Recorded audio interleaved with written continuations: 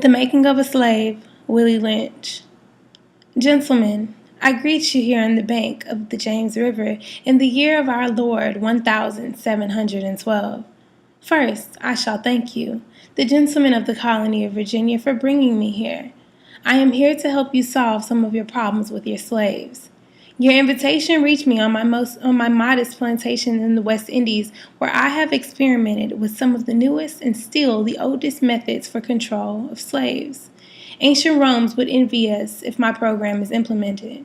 As our boat sails south on the James River, named for our illustrious king, whose version of the Bible we cherish, I saw enough to know that your problem is not unique. While Rome used cords of wood as crosses for standing human bodies along its highways in great numbers, you are here using the tree and rope on occasions. I caught the whiff of a dead slave hanging from a tree a couple miles back. You are not only losing valuable stock by hangings, you are having uprisings. Slaves are running away. Your crops are sometimes left in the field too long for maximum profit. You suffer occasional fires. Your animals are killed. Gentlemen, you know what your problems are. I do not need to elaborate. I am not here to enumerate your problems. I am here to introduce you to a method of solving them. In my bag here, I have a foolproof method for controlling your black slaves. I guarantee every one of you that if installed correctly, it will control the slaves for at least 300 years. My method is simple. Any member of your family or your overseer can use it. I have outlined a number of differences among the slaves, and I take these differences and make them bigger. I use fear, distrust, and envy for control purposes. These methods have worked on my modest plantation in the West Indies, and it will work throughout the South. Take this simple little list of differences and think about them.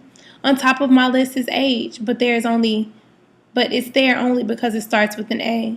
The second is color, shade. There is intelligence, size, sex, sizes of plantation, status on plantations, attitude of owners, whether the slaves live in the valley, on the hill, east, west, north, south, half fine, hair, coarse hair, or is tall or short. Now that you have a list of differences, I shall give you an outline of action. But before that, I shall assure you that distrust is stronger than trust, and envy stronger than adulation, respect, or admiration. The black slaves, after receiving this indoctrination, shall carry on and will become self-refueling and self-generating for hundreds of years, maybe thousands. Don't forget, you must pitch the old black male versus the young black male, and the young black male against the old black male. You must use the dark-skinned slaves against the light-skinned slaves, and the light-skinned slaves against the dark-skinned slaves. You must use the female versus the male, and the male versus the female. You must also have your white servants and overseers distrust all blacks. But it is necessary that your slaves trust and depend on us. They must love, respect, and trust only us.